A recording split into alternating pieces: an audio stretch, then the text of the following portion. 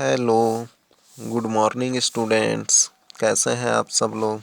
I hope कि आप सब लोग स्वस्थ, ठीक एवं सुरक्षित होंगे और पढ़ाई भी खूब मन लगाकर कर रहे होंगे और आगे भी करते रहिएगा ताकि एग्ज़ाम में आप लोगों का मार्क्स अच्छा आ सके। तो चलिए आज का क्लास स्टार्ट करते हैं।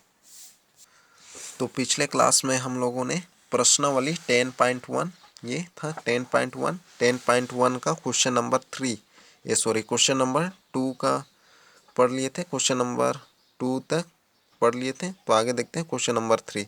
तो क्वेश्चन नंबर 3 है, निम्न में से प्रत्येक अनुपात को उसके सरलतम रूप में लिखिए। तो प्रत्येक जो अनुपात है इसको सरलतम रूप में लिखना है। तो अनुपात हटाते हैं तो क्या होता है, बटे का चिन्ह लगता है यानी कि अपोन का चिन्ह, और आगे उसको सरल कर देना है, जो कटेगा उसको कटा देना है। तो आइए देखते हैं पहला क्वेश्चन। तो पहला क्वेश्चन है 150 अनुपात 400 है, तो इसको सरलतम रूप में व्यक्त करना है। तो आइए देखते हैं। तो ये है पहला क्वेश्चन 150 अनुपात 400 है, तो इसको चेंज कर देते हैं। तो इसको चेंज करेंगे तो क्या हो जाएगा, 150 अनुपात हटाएंगे तो क्या हो जाता है, बटे अपॉन 400। अब इसको सरल कर देना है, कटेगा तो कटा देना है। तो आइए देखते हैं। पहले 10 से 10, फिर 5 से 5 3 जा 15, 5 8 जा 40, तो क्या आ जाएगा 3/8। तो ये है सरलतम रूप। इसको अनुपात के रूप में लिखेंगे तो क्या लिखेंगे 3/8। तो ये हो जाएगा आंसर। तो इस तरीके से बनाना है, बाकी क्वेश्चन भी ऐसे ही बनाएंगे। तो और देख लेते हैं क्वेश्चन। तो और एक क्वेश्चन है, हम लोग देखते हैं, इसको देखते हैं क्वेश्चन नंबर 3। तो एक दर्जन का एक कोरी से, तो एक दर्जन में कितना होता है, 12 वस्तु होते हैं और एक कोरी में 20 वस्तु होते हैं। तो आइए देखते हैं। तो क्वेश्चन नंबर 3, तो क्वेश्चन नंबर 3, तो दर्जन एक दर्जन अनुपात क्या करना था, एक कोरी, एक कोरी। तो ये है। तो अब इसको चेंज कर देंगे। तो एक दर्जन इज इक्वल टू होता है 12, यानी कि 12 वस्तुएं ये होता है। और एक कोरी, एक कोरी एक कोरी इज इक्वल टू होता है 20 वस्तुएं। तो एक कोरी इज इक्वल टू होता है 20 वस्तुएं होता है। एक कोरी इज इक्वल टू 20 वस्तुएं। तो अब इसको हल कर देंगे। तो इसलिए क्या हो जाएगा, 12/20। तो इसको सरल कर देंगे तो आगे हो जाएगा 12/20। तो इसको डिवाइड कर देंगे 2 से। 2 6 जा 12 और 2 10 जा 20, फिर से कटेगा ये। 2 3 जा 6, 2 5 जा 10, तो क्या आ गया 3/5। तो इसको क्या लिख सकते हैं, 3/5। तो ये हो जाएगा आंसर। तो इस तरीके से बनाना है। तो बाकी क्वेश्चन भी आप लोग बना लेंगे। तो आइए देखते हैं आगे। तो आगे देखते हैं और एक आध क्वेश्चन देख लेते हैं। और एक क्वेश्चन लेते हैं हम लोग, क्वेश्चन नंबर 8 को। तो क्वेश्चन नंबर 8 है 2.5 अनुपात 7.5 है, तो इसको सरलतम रूप में लिखना है। तो आइए लिखते हैं। तो क्वेश्चन नंबर 8 है, क्वेश्चन नंबर 8 2.5 अनुपात है 7.5, तो इसको सरलतम अनुपात में लिखना है। तो ये पॉइंट वाला है, तो यहाँ पर कोई दिक्कत नहीं है, पॉइंट है तब भी। तो पॉइंट हटा देंगे। तो पॉइंट हटाएंगे, दोनों में एक एक अंक है, तो क्या हो जाएगा, हट जाएगा पॉइंट। तो यहाँ पर क्या हो जाएगा 25 अनुपात 75, ये हो जाएगा। दोनों में समान अंक था इसलिए, या इसको इस तरह, चलिए पहले इसको हल कर लेते हैं। तो क्या हो जाएगा 25/75। तो इसको डिवाइड कर देंगे। 25 1 जा 25, 25 3 जा 75। तो क्या आ गया 1/3 इज इक्वल टू 1/3। तो ये हो गया, ये हो जाएगा आंसर। तो इस तरीके से बनाना है, बन जाएगा। तो चलिए देखते हैं अब आगे अगला क्वेश्चन। तो ये था पॉइंट वाला, तो इसको इस तरीके से भी बना सकते हैं।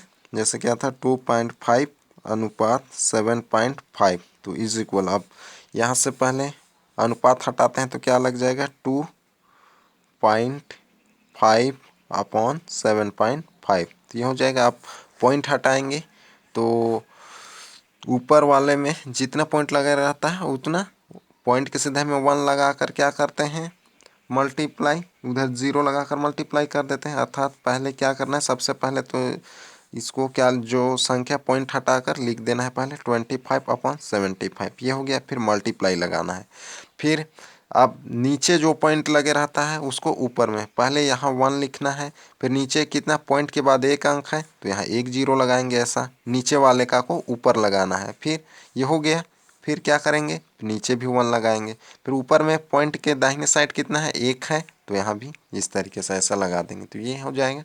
अब यहाँ से आगे इसको सरल कर देना है तो 10 से 10 कट जाएगा। तो इसलिए क्या रहता है, बराबर बराबर अंक रहता है तो पॉइंट डायरेक्ट हटा के जो संख्या रहता है उसे को लिख देना है ऐसा। अब इसको कटा देना है, 5 1 जा 5, 5 3 जा 25, तो 1/3 तो इज इक्वल टू 1/3, तो ये हो जाएगा आंसर। तो इस तरीके से भी बना सकते हैं। तो आइए देखते हैं अब आगे अगला क्वेश्चन। आगे जो है अगला क्वेश्चन है क्वेश्चन नंबर 4। तो क्वेश्चन नंबर 4 है,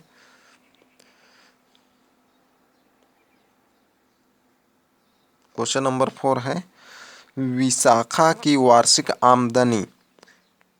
आमदनी कितना है, 80,000 रुपये है। उसने 5,000 रुपये आयकर के रूप में दिए, तो निम्न अनुपात ज्ञात कीजिए। तो वार्षिक आय कितना है, इकाई, दहाई, सैकड़ा, हजार, 10,000, 80,000 है। और यहाँ 5,000 उसका आयकर के रूप में दे दिए, तो निम्न का अनुपात ज्ञात करना है। आमदनी अर्थात आय, आयकर ये है। तो आइए देखते हैं क्या बोल रहा है आगे। तो यहाँ पर अनुपात किसका ज्ञात करना है हम लोग का, आयकर और आय का, यानी कि आमदनी, आयकर और आमदनी का। फिर दूसरा नंबर में क्या है, आय और आयकर का। तो आइए निकालते हैं इनका अनुपात। तो हल नंबर 4 है। तो हल नंबर 4 जिसमें क्या दिया था, आयकर, तो वार्षिक आय दिया था, वार्षिक आय, वार्षिक आय। तो वार्षिक आय कितना था, 80,000 था। तो सैकड़ा, हजार, 10,000 ये था रुपए। और आयकर, आयकर, तो आयकर इक्वल टू था 5,000 था। तो ये 5,000 है आयकर। तो यहाँ पर हम लोग को क्या ज्ञात करना था, पहले नंबर में क्या ज्ञात करना था, आयकर, आयकर अनुपात आय, आयकर अनुपात आय ज्ञात करना था। तो आयकर कितना है, 5,000 है, तो यहाँ 5,000 रख देंगे, ये 5,000 रख दिए। ये सॉरी, आयकर 5,000 था और आय कितना था, 80,000, तो यहाँ 80,000 ये रख दिए। अब इसको हल कर देंगे, अनुपात हटाते हैं तो क्या लगता है, अपॉन लगता है, तो क्या हो जाएगा, 5,000 अपॉन 80,000, ये हो जाएगा। अब इसको कटा देना है, जो जो कटेगा उसको। यहाँ से देख रहे हैं 1 2 3, यानी कि 1 2 3, और यहाँ 1 2 3, तो 3 0 से 3 0 कट गया। फिर 1 0 से 1 0 कट गया, तो ये हो जाएगा। ये सॉरी, यहाँ 3 0 और यहाँ 3 0, तो यहाँ नहीं कटेगा ये, तो 3 0 से कट गया था ये 3 0 से। तो ऊपर क्या बचा था, ऊपर जो बचा था 5 और नीचे बचा 80, तो ये हो गया। अब यहाँ से आगे इसको और कटा देंगे, कटेगा तो।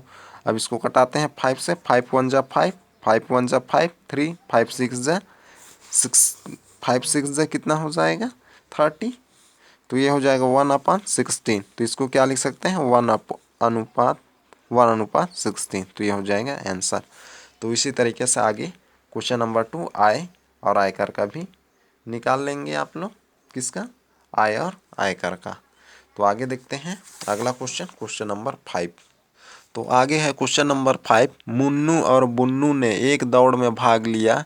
निर्धारित समय में मुन्नू ने 20 मीटर की दूरी तय की, 210 मीटर की दूरी तय की, और उतने ही समय में बुन्नू ने 180 मीटर की दूरी तय की। मुन्नू और बुन्नू द्वारा तय की गई दूरी का अनुपात क्या होगा, तो ये ज्ञात करना है। तो क्वेश्चन में क्या बोल रहा है, मुन्नू और बुन्नू ने एक दौड़ में भाग लिया।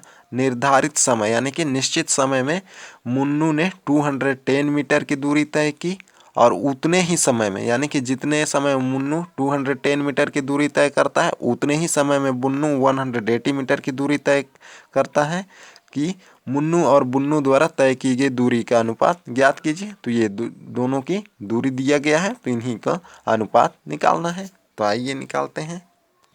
तो हल नंबर 5, मुन्नू द्वारा तय की गई दूरी कितनी थी? मुन्नू द्वारा तय तय की गई मुन्नू द्वारा तय की गई दूरी। तो मुन्नू द्वारा तय की गई दूरी कितना था? 210 मीटर, यानी कि 210 था। और फिर इसके बाद बुन्नू द्वारा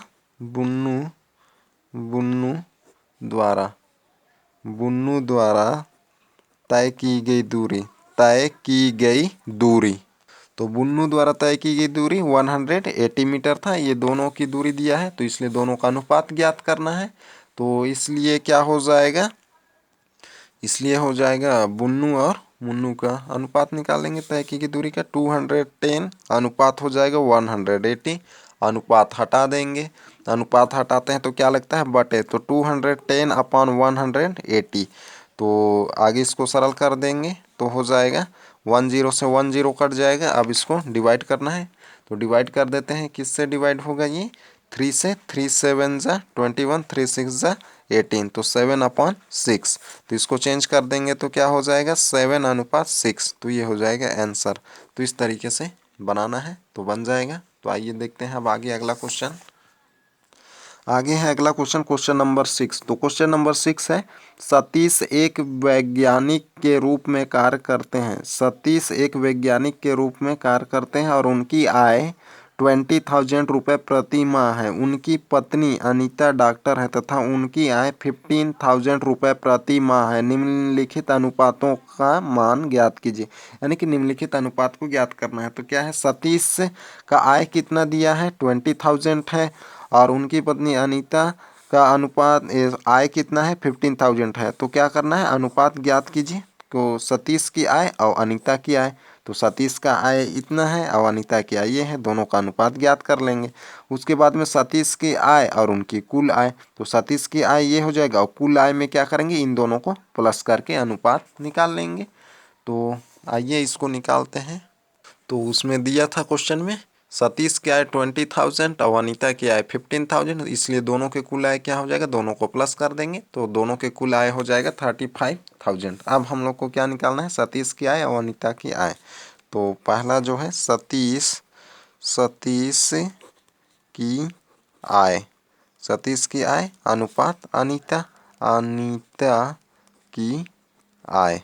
तो दोनों का आय पता है। सतीश का आय कितना है? 20,000 और अनीता का है 15,000।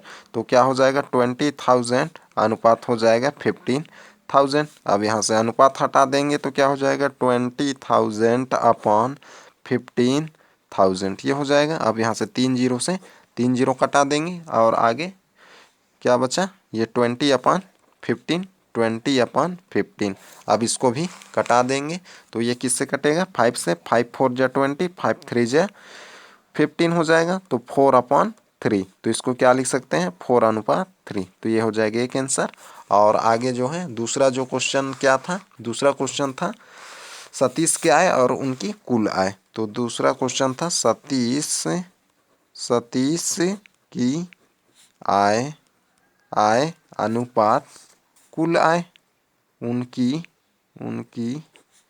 कुल आय। तो सतीश की आय कितना था? 20,000 था, तो ये 20,000 रख देंगे। और उनकी कुल आय कितना था? 35,000 था, तो ये रख दिए। अब इसको हटा देते हैं अनुपात, तो 20,000 अनुपात हो जाएगा 35,000 ये हो जाएगा। अब यहाँ से आगे इसको सरल कर देंगे तो 3 जीरो से 3 जीरो कटा देंगे तो क्या बचा? 20/35। अब इसको फिर से डिवाइड कर देते हैं किससे? 4 किससे डिवाइड होगा? ये 5 से। 5 4 जा 20, 5 7 जा 35। तो क्या आ गया? 4/7। तो अनुपात में क्या आ जाएगा? 4/7। तो ये हो जाएगा आंसर। तो इस तरीके से बनाना है तो बन जाएगा। तो आइए देखते हैं अब आगे अगला क्वेश्चन। आगे है अगला क्वेश्चन, क्वेश्चन नंबर 7। एक स्कूल में कुल विद्यार्थियों की संख्या 1500 है। उनमें से लड़कियों की संख्या 600 है। लड़कों तथा लड़कियों की संख्या का अनुपात ज्ञात कीजिए। तो यहाँ क्या बोला है? एक स्कूल में कुल विद्यार्थी कितने हैं 1500 हैं, उनमें से लड़कियों की संख्या 600 है। तो लड़कों और लड़कियों का अनुपात ज्ञात करना है। तो किसका, लड़कों का अनुपात लड़कियों का अनुपात, ये निकालना है।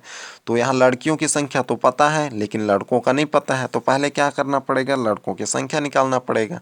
तो इसमें सबसे पहले क्या लिखेंगे आप लोग, दिया है स्कूल में कुल विद्यार्थियों की संख्या इज इक्वल टू इतना और लड़कियों की संख्या इज इक्वल टू 600, इतना लिख लेंगे। इसके बाद में क्या लिखेंगे, लड़कों की संख्या इज इक्वल टू क्या होगा, लड़कों की संख्या निकालना है तो क्या करेंगे, इसमें माइनस कर देंगे किसको, इसको। तो लड़कों की संख्या इज इक्वल टू यहाँ पर 1500 माइनस 600, तो जो आएगा वो लड़कों का निकल जाएगा। इसके बाद में निकाल लेंगे लड़कों और लड़कियों का अनुपात।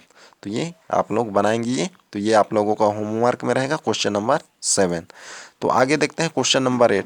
तो क्वेश्चन नंबर 8 है 20 गुब्बारों को 2 बच्चों में 2:3 के अनुपात में बांटिए, बताइए दोनों को कितने कितने गुब्बारे मिले। तो क्या करना है, 20 गुब्बारा है जिसको 2 बच्चों में 2:3 के अनुपात में बांटना है, तो दोनों को कितने कितने गुब्बारे मिले ये हम लोग को बताना है।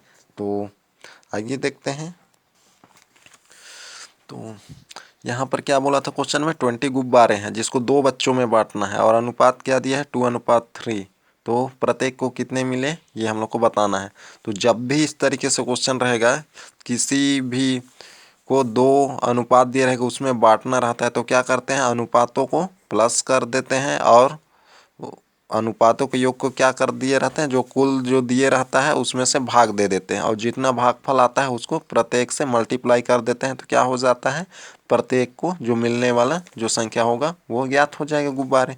तो यहाँ कुल गुब्बारों की संख्या 20 है और अनुपात ये है, तो कुल अनुपात निकाल लेंगे पहले इनका, तो कुल अनुपात ज्ञात हो जाएगा। उसके बाद में कुल अनुपात से इसको भाग देंगे, जो भागफल आएगा उसको प्रत्येक से 2 और 3 से मल्टीप्लाई कर देंगे, तो क्या हो जाएगा, दोनों बच्चों को मिलने वाले गुब्बारों की संख्या ज्ञात हो जाएगा। तो आइए देखते हैं। तो यहाँ पर कुल गुब्बारे 20 था, अनुपात कितना था 2:3 था, तो इसलिए पहले क्या निकालेंगे, कुल अनुपात निकाल लेंगे ये सॉरी अनुपातों का योग, तो 2:3 इज इक्वल टू 5। तो अतः पहले बच्चे को गुब्बारे मिले इज इक्वल टू क्या करेंगे 20 मल्टीप्लाई, पहले बच्चा का अनुपात कितना था 2 था, तो यहाँ 2 और कुल अनुपात को क्या करेंगे नीचे ऐसा लिख देंगे। अब इसको हल कर देंगे, 5 1 जा 5, 5 4 जा 20, तो ये हो जाएगा 8। तो पहले बच्चे को कितना मिले 8। अब इसी तरीके से दूसरे का भी निकालेंगे, दूसरे बच्चे को गुब्बारे मिले, दूसरे बच्चों को गुब्बारे मिले इज इक्वल टू गुब्बारों की कुल संख्या को लिखेंगे यहाँ पर, और दूसरे बच्चे का अनुपात क्या था 3 था, तो मल्टीप्लाई 3, और कुल अनुपात कितना था 5, तो उसको यहाँ पर लिख देंगे ऐसा। तो ये हो जाएगा दूसरे बच्चे को गुब्बारे, तो 5 1 जा 5, 5 4 जा 20, तो कितना हो जाएगा दूसरे बच्चे का 4 3 जा 12, तो ये हो जाएगा 12, तो ये हो जाएगा आंसर। तो इस तरीके से बनाना है तो बन जाएगा। तो आइए देखते हैं अब आगे अगला क्वेश्चन। तो अगला जो क्वेश्चन है हम लोग का क्वेश्चन नंबर 9। तो क्वेश्चन नंबर 9 है राजेश और जादेव ने मिलकर एक दुकान खोली। तो क्या कर रहे हैं, राजेश और जावेद ने मिलकर एक दुकान खोली। दुकान में राजेश ने 45,000 रुपये तथा जावेद ने 36,000 रुपये लगाए। बताइए राजेश और जावेद द्वारा लगाई गई पूंजियों का कुल अनुपात क्या है। तो यहाँ पर क्वेश्चन क्या बोला है, तो राजेश और जावेद एक दुकान खोलते हैं और दोनों मिलकर खोलते हैं, और जिसमें राजेश जो है 45,000 रुपये और जावेद जो है 36,000 रुपये लगाते हैं। तो बताइए राजेश और जावेद द्वारा लगाई गई पूंजियों का मूल अनुपात क्या है। तो यहाँ क्या ज्ञात करना है, मूल अनुपात, यानी कि इन दोनों का अनुपात निकाल लेना है। तो अनुपात निकालने आ जाएगा। तो राजेश का ये रुपए, राजेश द्वारा लगाए गए रुपए, और ये जावेद द्वारा लगाए गए रुपए लिखेंगे। फिर इसके बाद क्या लिखेंगे, जावेद और राजेश की पूंजी का अनुपात इज इक्वल टू क्या हो जाएगा 45,000 अनुपात 36,000। तो फिर इसको सरल कर देंगे, जैसे कि हम लोग पहले अनुपात को सरल करते थे वैसे ही सरल कर लेंगे। तो ये बनाएंगे आप लोग। तो ये भी आप लोगों का होमवर्क में रहेगा, क्वेश्चन नंबर 7 और क्वेश्चन नंबर 9, ये होमवर्क है 2 क्वेश्चन। तो आगे देखते हैं क्वेश्चन नंबर 10। तो क्वेश्चन नंबर 10 है, किसी परीक्षा में 117 परीक्षार्थियों में से 65 असफल हो गए, तो सफल और असफल परीक्षार्थियों की संख्या का अनुपात क्या होगा। तो यहाँ पर क्या बोल रहा है क्वेश्चन, किसी परीक्षा में 117 परीक्षार्थी हैं, यानी कि ये क्या है, कुल परीक्षार्थी हैं, यानी कि परीक्षा देने वाले की कुल संख्या है, और जिसमें से 65% असफल यानी कि फेल हो गए, 65 फेल हो गए। तो सफल और असफल विद्यार्थियों का अनुपात क्या होगा। तो यहाँ क्या करना है, सफल और असफल का अनुपात ज्ञात करना। तो यहाँ असफल तो दिया है लेकिन सफल नहीं दिया है, तो क्या करना पड़ेगा, सफल निकालना पड़ेगा। सफल निकालने के लिए क्या करेंगे, कुल जो परीक्षा दिए थे उसमें से असफल को माइनस कर देंगे, तो क्या निकल जाएगा, सफल निकल जाएगा। जब सफल निकल जाएगा तो क्या हम लोग क्या करेंगे, सफल और असफल का अनुपात ज्ञात कर लेंगे। तो इसमें क्या लिखेंगे, सबसे पहले आप लोग कुल परीक्षार्थियों की संख्या इज इक्वल टू इतना, असफल तो ये लिखेंगे असफल परीक्षार्थियों की संख्या इतना, तो इसलिए सफल परीक्षार्थियों की संख्या इज इक्वल टू क्या हो जाएगा, 117 माइनस 65 होगा, तो ये सफल निकल जाएगा। इसके बाद में सफल और असफल का अनुपात निकाल लेंगे। तो ये भी आप लोग बनाएंगे। तो ये क्वेश्चन नंबर 10 बनाएंगे आप लोग। आगे है क्वेश्चन नंबर 11। तो क्वेश्चन नंबर 11 को हम लोग आगे अगले क्लास में पढ़ेंगे। तो आज यही तक। तो आप लोगों का होमवर्क में रहेगा क्वेश्चन नंबर 7 और क्वेश्चन नंबर 9। तो ये क्वेश्चन होमवर्क में है और ये क्वेश्चन नंबर 10 आप लोग बना लेंगे। तो आज का क्लास यही तक, अगले क्लास में फिर मिलते हैं। Okay bye.